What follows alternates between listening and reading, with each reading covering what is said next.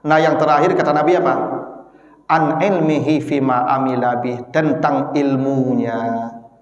Tentang ilmunya seberapa banyak sudah kau amalkan. Makin banyak Bapak Ibu beraja, makin susah. Rancak dah beraja Ustaz, baiklah bodoh sahabat kalau itu. Endah je loh Bapak Ibu. Bapak Ibu kalau bodoh jadi masalah lah. Kenapa? Telinga, mata, hati ditanya Allah. Wa ja'ala lakumus sam'a wal absara wal afida, dan itu semua mas'ulah, akan ditanya oleh Allah. Lebih berat lagi kalau bodoh. Makanya kata Allah, man kana fi hazihi a'ma wa huwa fil akhirati a'ma. Siapa yang bodoh di dunia akan bodoh pula. Lihat orang berilmu, surganya tinggi. Makanya Bapak Ibu belajar, tapi tanggung jawabkan ilmu kita. Itu penting. Karena salah satu yang ditanya Allah nanti di akhirat apa? Ilmu. Saya ini pembuat, ya na'udzubillah, ada ancaman serius kan? Apa itu ancaman serius? Teramat besar dosanya, kabura maqtan indallah an taqulu ma la taf'alu. Teramat besarlah dosanya di sisi Allah orang yang menyampaikan, yang mengajarkan kebaikan, tapi dia tidak melakukan apa yang dia sampaikan.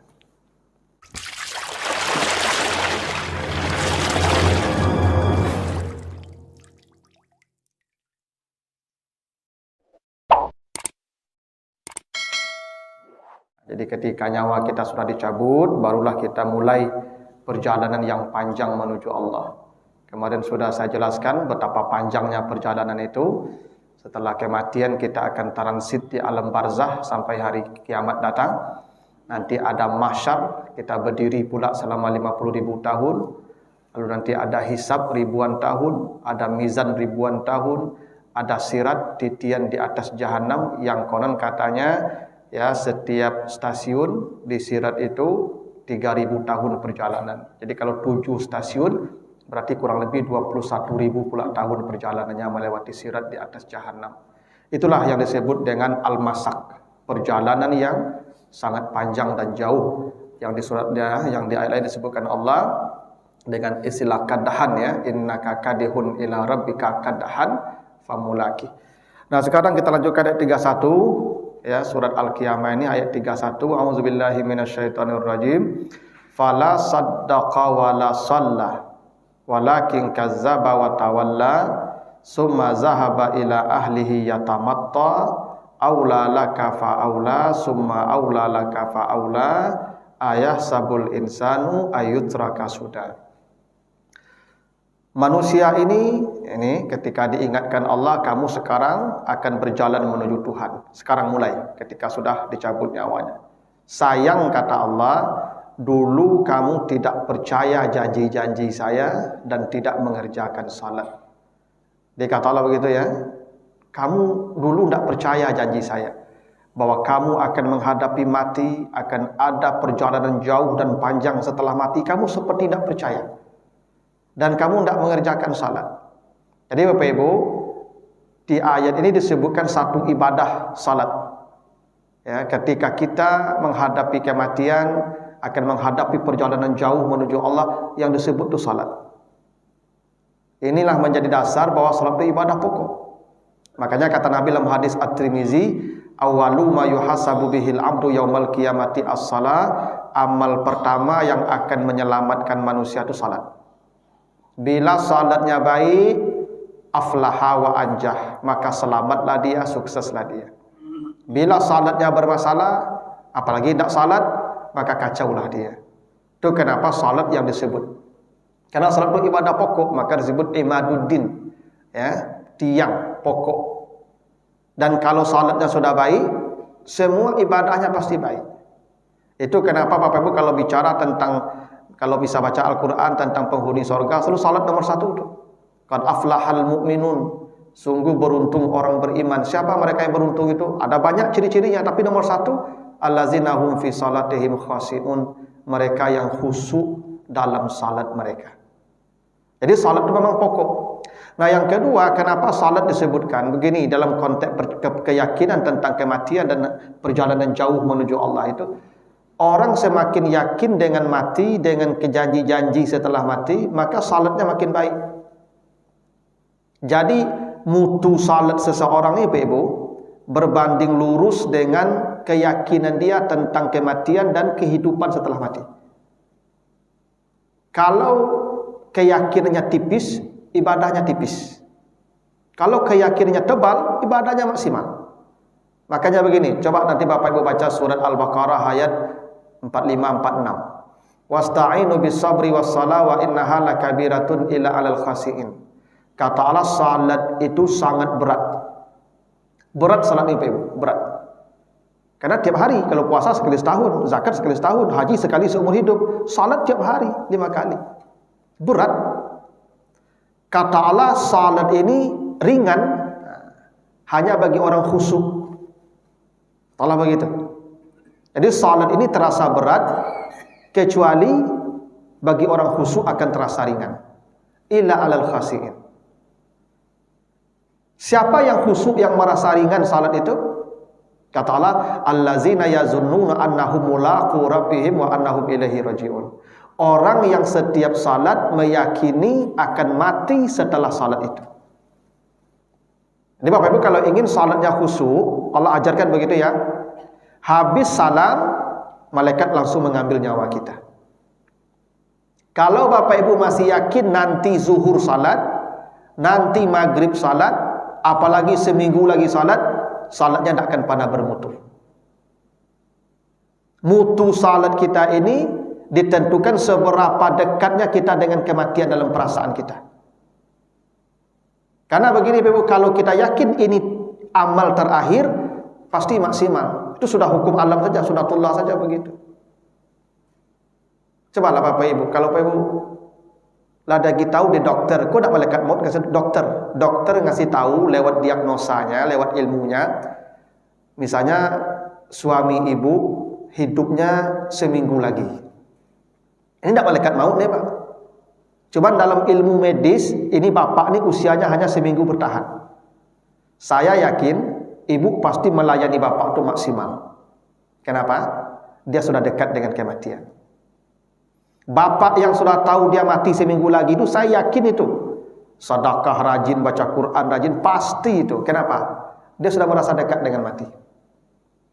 Jadi kedekatan kita dengan mati ini, Ibu, keyakinan kita dengan janji-janji Allah setelah kematian itu membuat salat kita bermutu. Itu kenapa kata wala saddaqa wala salla, meyakini janji-janji Allah setelah kematian dengan salat itu berdekatan. Semakin yakin orang dengan janji Allah tentang kematian, salatnya makin baik. Makanya ibu-ibu udah tua-tua kok khusyuk salat enggak? Bandingkan ketika muda dulu. Khusyuk salat ibu ketika tua atau ketika muda? Kini kok la pensiun kok khusyuk semayang. Dulu ketika muda, cuy, dot tanggung copat dui saya kancangnya, Pak. Enak? Bako ketika muda apa ibu capek semayang, mati lama lah. Kenapa sekarang Bapak Ibu salatnya maksimal, ladakik mati rasanya. Kawan-kawan lebih baik cik-cik. Tak gitu?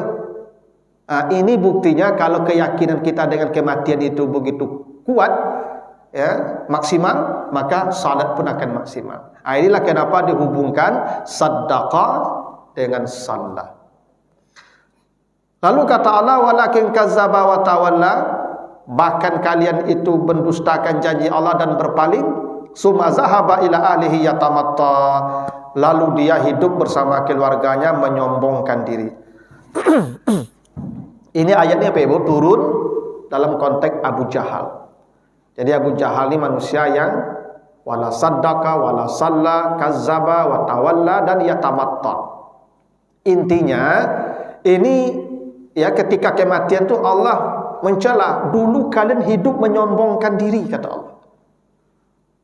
Yatamatta itu Ibu, kalau harfiahnya tagak pinggang. Kalau begini, ini yatamatta namanya. Nah, orang kalau begini tagaknya Ibu, kok biasanya orang kok merasa dirinya lebih hebat. Aku kalau tagak pinggang mereka, Pak, aku mandor biasanya, bos. Jadi manusia yang celaka itu kata Allah ketika kematian itu hidupnya yatamatta, sombong. Sombong itu apa Ibu? Dalam terminologi syariah yang Nabi sebut dalam hadis Muslim, apa itu sombong? Batarul haq wa ghamtun nas. Sombong itu artinya menolak kebenaran dan merendahkan orang. Jadi sombong itu ada dua, tapi yang pertama ada yang paling banyak menolak kebenaran. Makanya ciri-ciri orang sombong kok Ibu dak amu mendengar kebaikan leh. Talingonya tu dak mau mendengar. Itu ciri orang sombong tu. Itu kenapa manusia ketika dicampakkan ke neraka, yang disesali manusia itu dak mau mendengar. Makanya kata manusia apa? Dicampakkan manusia ke neraka itu, lau kunna nasma'u au naqilu ma kunna fi ashabis sa'ir. Ya Allah, andai dulu saya rajin mendengar, kami tidak akan masuk neraka. Karena ketidakmauan mendengar itu tanda kesombongan. Kenapa? Dia menolak kebenaran. Jadi kesombongan itu Ibu menolak kebenaran. Dan ini kadang-kadang kita tidak sadar kalau kita sombong, Pak. Misalnya gini, Bapak Ibu lewat di jalan, lah jale merah lampu. Kalau lampu merah kan berhenti itu. Tapi Ibu lewat, Bapak Ibu udah tahu kalau merah itu berhenti. Tapi Bapak Ibu lewat saja, itu tanda sombong namanya itu. Dia menolak kebenaran. Makanya kata Nabi, Allah mengharamkan sorga bagi orang yang ada sombong di hatinya walaupun sebesar zarah. Itu kesombongan tuh Pak. Ya. Bapak Ibu nampak tak boleh membelok kan? Merah, belok situ Pak. Sombong namanya itu. Dia tidak memikirkan orang lain. Dan faktor dan kesombongan itu banyak apa penyebabnya Pak. Bisa jadi orang sombong karena memang ya sedang asik. Ya, orang kalau sedang asik kok memang tidak bisa lagi tahu loh Pak.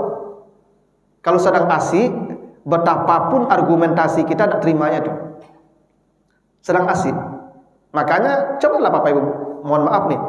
Cobalah berdebat dengan para perokok. Tak kalah mereka tuh Pak.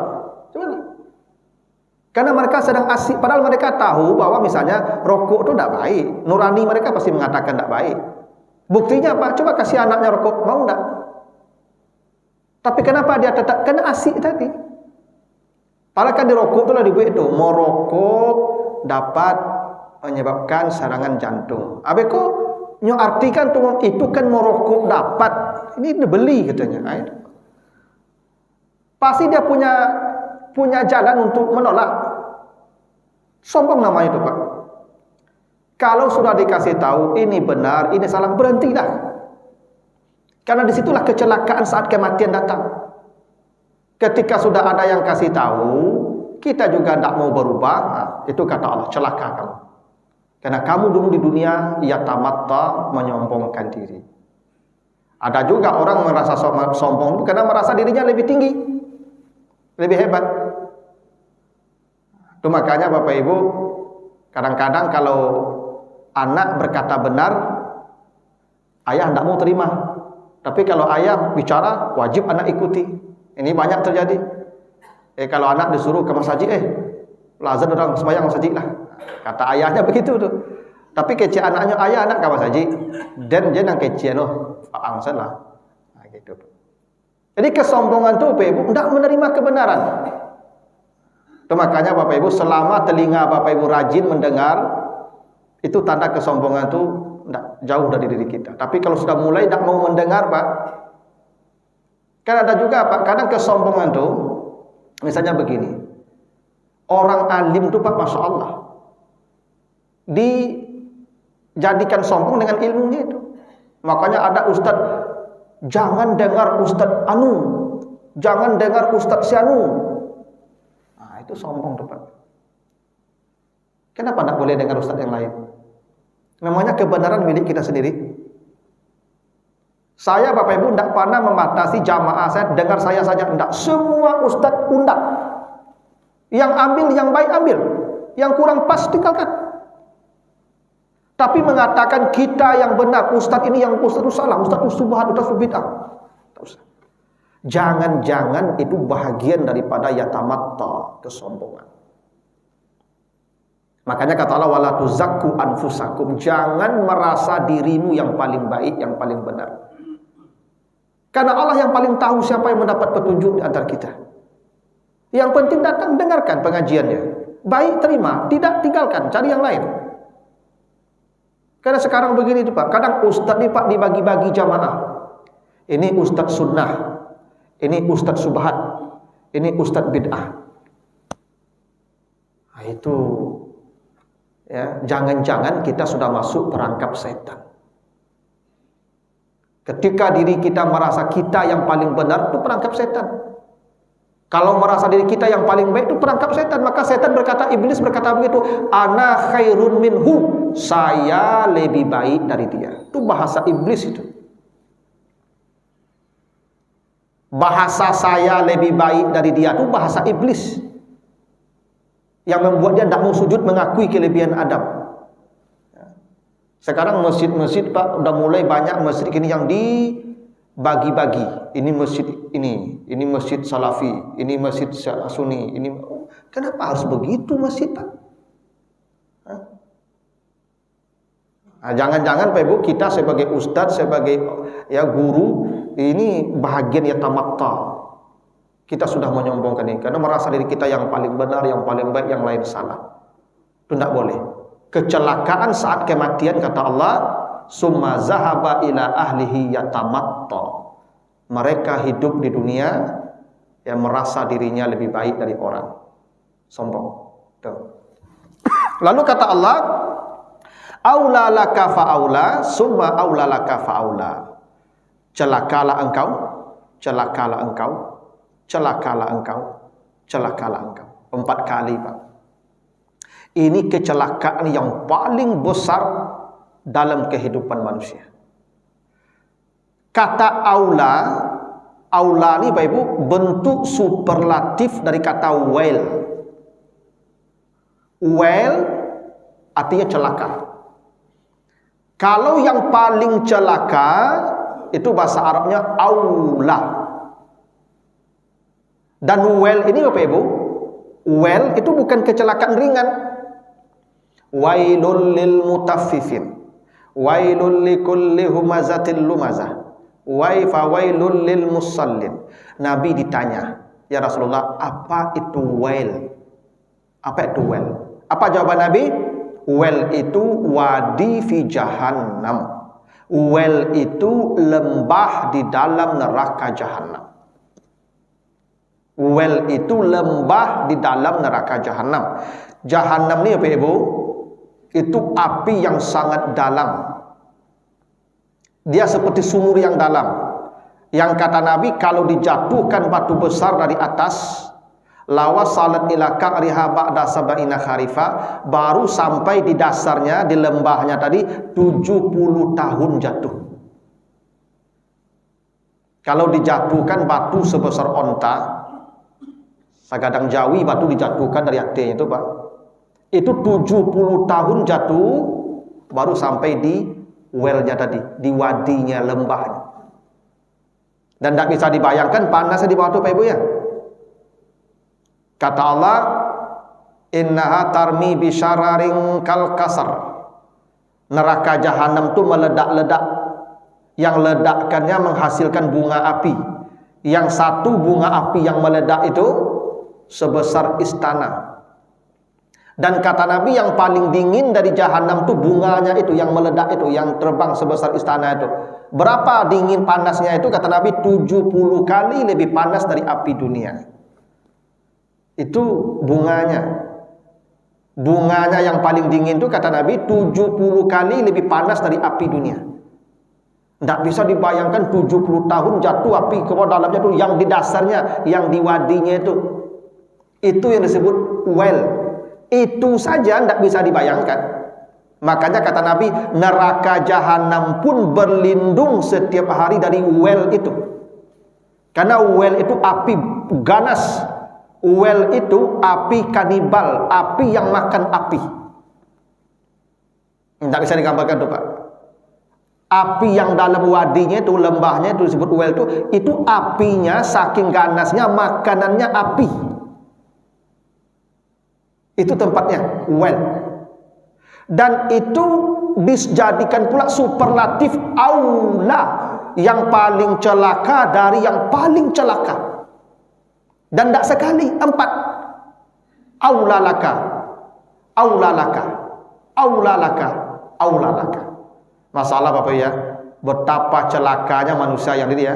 Wala saddaqa, wala salla, kazzaba wa tawalla, dan yatamatta. Maka Bapak Ibu, tidak ada kecelakaan yang paling besar kecuali mereka yang tidak menjaga salatnya, apalagi tidak salat. Makanya Bapak Ibu kan sudah ada tuh lagu ya, walaupun hidup 1000 tahun, kalau tak sembahyang apa gunanya. Tidak ada hidup itu nilainya Pak. Karena kata Allah begitu, aula laka fa'aula. Alangkah celakanya manusia yang tidak menjaga salatnya. Kan itulah kenapa Bapak Ibu dalam Al-Quran itu berkali-kali Allah bilang hafizu ala salawat ya. Allazina hum ala salawatihim yuhafizun. Puasa, haji, zakat tidak ada begitu. Kalau salat jaga, jaga, jaga. Memang ini yang menjadi penyelamat kita, salat, dan kecelakaan terbesar itu mereka yang tidak salat. Itu makanya Bapak Ibu kalau baca nanti surat Al-Mudassir ayat 40 sampai 43, ketika penduduk neraka ditanya masalakakum fi sakar, kenapa kalian masuk neraka? Apa jawaban mereka? Lam naku minal musallin, dulu kami tidak salat. Nah, yang terakhir kata Allah, ayah sabul insan ayutraka sudah. Apakah manusia akan mengira dibiarkan saja hidup di dunia tanpa ada pertanggungjawaban? Tidak, kata Allah. Bapak Ibu, semua yang kita perbuat, yang kita terima di dunia ini, ada nanti pertanggungjawabannya. Summalatus alunna yauma izin anin naim. Tidak ada satupun nikmat kecuali ada pertanggungjawabannya. Makanya kata Nabi begini, la tazulu qadama abdin yaumal qiyamati hatta yus'ala an arba'in. Nanti di padang mahsyar manusia tidak akan beranjak kakinya kecuali ada 4 pertanyaan yang harus dia jawab. Itu namanya pertanggungjawaban. Ditanya, tanggung jawabnya. Apa pertanyaan pertama kata Nabi? An umrihi fima afna. Dia akan ditanya tentang umurnya, bagaimana dia menghabiskan setiap detik usianya di muka bumi. Bapak Ibu, Masya Allah Bapak Ibu ya. Jangan Bapak Ibu kira umur kita gratis ditanya Allah. Makanya Bapak Ibu jangan menggunakan usia untuk tidak sesuatu yang bernilai kebaikan. Kadang saya heran Bapak Ibu, ada orang mau duduk di lapau berjam-jam Pak, mau tak. Enak. Bagaimana dia mempertanggungjawabkan usianya nanti itu Pak? Ada orang Bapak Ibu berjam-jam nonton di stadion, nonton main bola. Bagaimana dia mempertanggungjawabkan nanti itu Pak? Umur itu akan ditanya kata Allah. Setiap detik engkau hari itu jam sekian sampai detik sekian itu ada digitalnya dan ada saksinya. Ini lantai yang Bapak Ibu duduki sekarang jadi saksi ini. Bahwa Bapak Ibu jam sekian sampai jam sekian duduk mendengarkan ayat-ayat Allah di sini. Dan akan ditanya, pasti ditanya. Setiap detik dari usia kita ini. Makanya Bapak Ibu yang mati 70 lama hisapnya itu. Encak mati muda Pak. Ya. Kalau mati muda lagi gak capek Pak. Kalau mati 70 panjang urusannya Pak. Ya, per detik ditanya mah. Panjang urusan itu Pak. Ya. Nah, tapi kan kau dah dapat kau minta lah Pak. Kau dapat minta encak muda mati Pak. Ya, lagi gak capek usapnya Pak. Kalau yang tua panjang usap tu mah. 70 tahun per detik ditanya tu. Tapi umur ni tak gratis Pak. Ya. Ya saya heran tuh Pak, ada orang sampai di tempat hiburan ke diskotik sampai suatu malam, tidak ada nilai manfaat, hanya untuk maksiat. Duitnya habis, tenaganya habis, yang dia dapatkan hanya maksiat. Alangkah ruginya manusia itu, ya. Nah, ini. Yang kedua kata Nabi apa? An syababihi fima abla, masa muda bagaimana dia menggunakan masa muda. Bapak Ibu yang sudah tua, siap-siap menjawab masa muda dulu.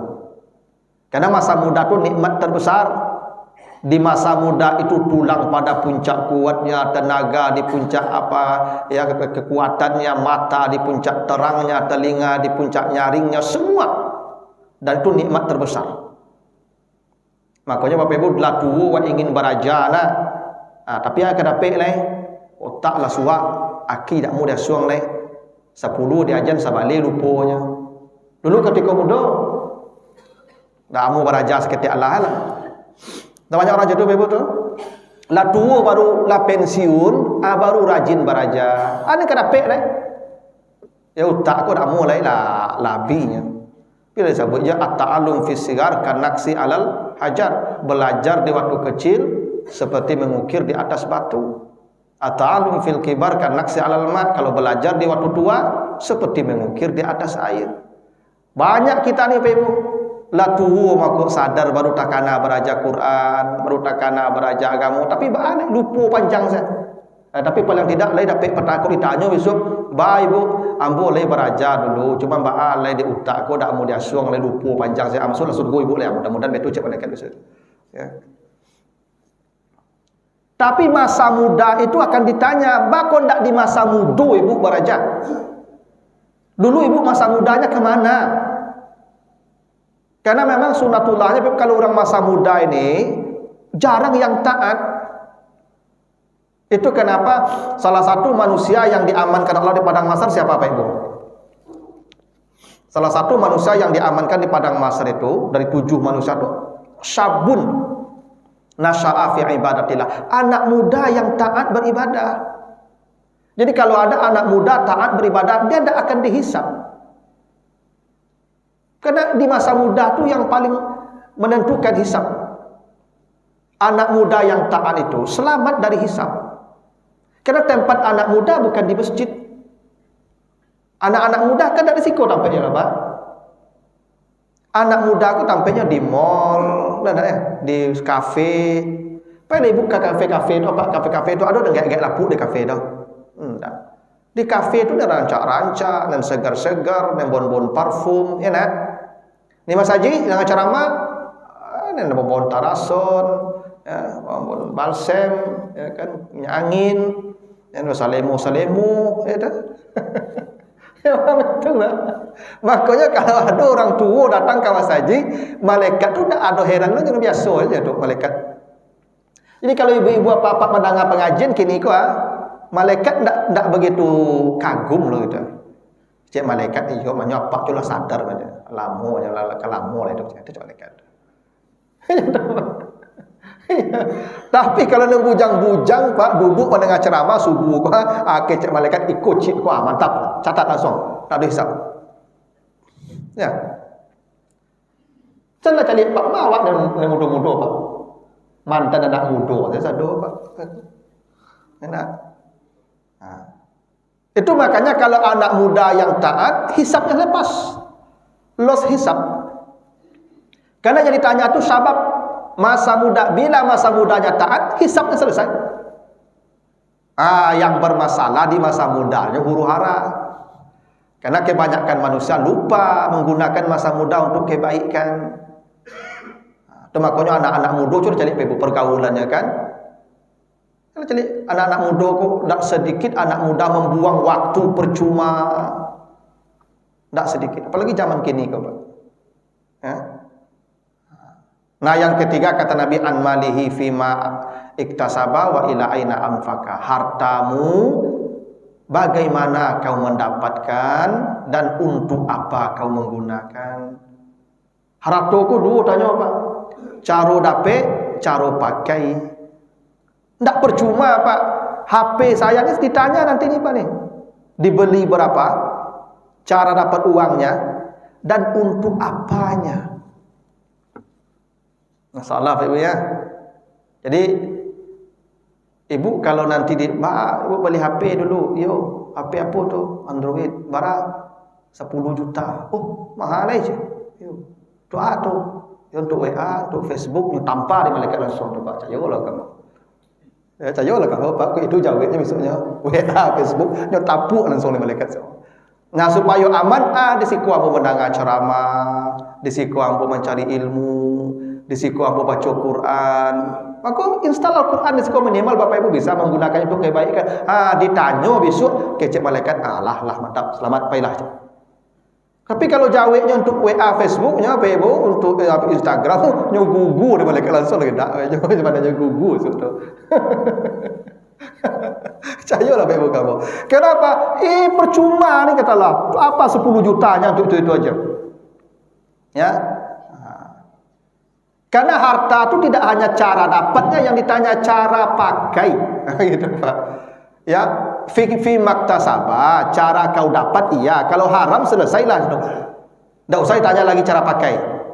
Yang haram dapatnya cara pakainya pasti haram juga tuh. Tapi kalau halal cara dapatnya belum tentu selamat. Yang kedua, cara pakainya belum tentu baik.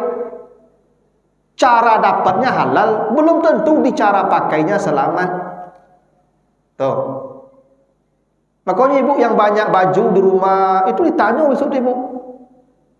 Caro mabalinya dulu. Siapa lagi piti? Suami ambo. Panggil ya Pak tu. Ba piti dulu boleh halal. Dicek halal. Lah, doa ibu bani. Itu barale, tu sudah tu barale, bola tak selemari deh akan gugur ibu besok tu. Ya kan mubazir kalau ibu namanya tu. Masuk baju sama tu sekali pakai saja. Kadang ada hobi ibu-ibu ko tiup baralik, wek baju, tiup baralik, wek baju, tiup baralik, wek baju. Ya tu. Tu ibu-ibu yang model itu tu bayu besok tu. Ya, bo dak nakut-nakut no cubalah dia cari ibu-ibu besok. Rancak bagi deh. Bagi deh. Kenapa? Ditanya cara pakai. Bukan hanya cara dapat, cara pakai baik ibu memakainya. Ya, tu makanya Umar bin Abdul Aziz tu ibu diceritakan bajunya hanya satu yang di badan saja. Kotor cuci dulu, tunggu kering dulu, pakai lagi. Kenapa? Dia takut Allah bertanya tentang bajunya itu di akhirat. Kalau satu kan selesai. Sudah mudah mempertanggungjawabkannya cuma satu. Baju saja itu Umar bin Abdul Aziz takut lebih dari satu, kotor 3 rumah tu bacarunya Pak besok. Makanya Pak yang banyak oto tu bagi lah ni. Ya. Padu bari apa tanggung jawab dia kira besok. Kok pakainya bagus tak apa-apa. Ku oto ku dulu untuk mencapai anak-anak pe mengaji. Mantaplah tu. Aku dulu pe mencapai ustaz dulu, kalau ceramah ustaz tidak pakai motornya loh, kami capai jodoh ambo kok. Mantaplah tu. Tapi kalau untuk koleksi saja, tu tanggung jawab apa nanti tu. Hidup pun tidak ada gratis kata Allah. Ditanya, kalau selamat pertanyaan jawab sudah alhamdulillah selamatlah. Nah yang terakhir kata Nabi apa? An ilmihi fima amila bih, tentang ilmunya. Tentang ilmunya seberapa banyak sudah kau amalkan. Makin banyak Bapak Ibu beraja, makin susah. Hancak nak beraja Ustaz, baiklah bodoh sahabat kalau itu. Hendaknya loh Bapak Ibu. Bapak Ibu kalau bodoh jadi masalah lah. Kenapa?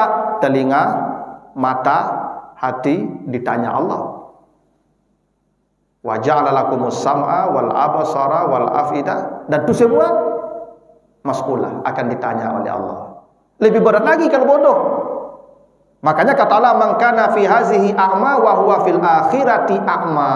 Siapa yang bodoh di dunia akan bodoh pula di akhirat. Jangan kecak-kecak jadi orang bodoh kok, Ibu.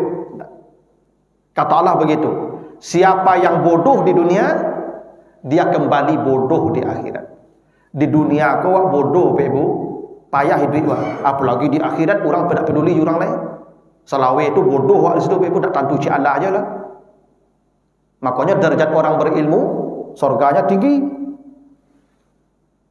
Makanya Bapak Ibu belajar, tapi tanggung jawabkan ilmu kita. Itu penting. Karena salah satu yang ditanya Allah nanti di akhirat apa? Ilmu saya ini berbuah.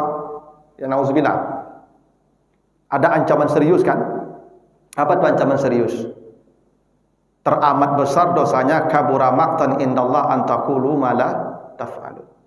Teramat besarlah dosanya di sisi Allah orang yang menyampaikan, yang mengajarkan kebaikan, tapi dia tidak melakukan apa yang dia sampaikan. Tidak ringan tuh Pak. Jadi ustaz tuh tidak ringan Pak. Tapi aku kamu suruh pensiun jadi ustaz. Dek takwi azab tuh. Oh ampun udah karajo dan boleh kau ceramah-ceramah tak jadi itu Pak. Ya. Nah, tugas kita berusaha semaksimal mungkin mengamalkan ilmu yang kita sudah ketahui. Di luar batas kemampuan kita Allah nanti Maha Pengampun, Maha Pemaaf. Tapi tidak ada satupun yang percuma dan gratis. Kata Allah begitu. Apakah manusia mengira dia dibiarkan hidup? Ayut raka sudah tidak. Hidupnya tidak gratis. Ada pertanggungjawaban. Nah itulah Bapak Ibu ya, maksud dari surat Al-Qiyamah ayat yang ke-26 sampai 36. Begitulah yang akan kita hadapi saat kita menghadapi proses yang namanya sakratul maut. Mumpung waktu masih ada, Bapak Ibu ya, malaikat maut belum datang. Pesan yang pertama, jaga salat baik-baik. Karena itulah tadi yang menyebabkan manusia celaka. Jaga salat baik-baik. Hanya itu. Tak lebih dari itu. Salat. Ya, makanya Nabi menjelang mati itu berpesan ke Ali, salatmu, salatmu, salatmu, salatmu, salatmu. Hanya itu. Ya. Maka Bapak Ibu kalau kita ke masjid nih, Ibu bapak-bapak, ajaklah istri ke masjid. Ibu ke masjid, ajaklah suami ke masjid, ajaklah anak menantu, bangunkan yang di rumah itu. Saya tidak yakin Pak isi komplek kok sebanyak itu loh Pak. Enggak lampu saya sedot, enggak yakin apa loh. Banyak di rumah aku yang taguk-taguk Pak, cuma awak tidak menjagoannya. Ya, jagolah hidupnya dalam Bapak Ibu. Perintah Nabi begitu, perintah Allah begitu kan, ku anfusakum wa ahlikum nara. Bagaimana cara menjaga keluarga? Wa'mur ahlaka bis-shalah wastabir 'alaiha. Perintahkan keluargamu salat dan bersabar mengajak mereka. Itu perintah Allah begitu. Wa'mur ahlaka bis-shalah wastabir 'alaiha. Ajak anak-anakmu, keluargamu salat dan bersabar mengajak mereka. Nah, ini Ibu ya. Supaya Mas Haji aku tak mau deko saya bantu isi loh Pak. Kok mati mendadak saya sadar Pak aku habis Mas Haji kok Pak. Untung lecik-lecik mati ganti-ganti kok Pak. Kok sekali mati saya kok Pak dan tinggal ndak ada lah kok Pak. Saya aku ni Mas Haji kok. Ya itu. Nah, mudah-mudahan ada manfaatnya. Lebih kurang mohon maaf jika ada yang kurang berkenan. Subhanakallahumma wa bihamdika asyhadu an la ilaha illa anta astaghfiruka wa atubu ilaika. Wassalamualaikum warahmatullahi wabarakatuh.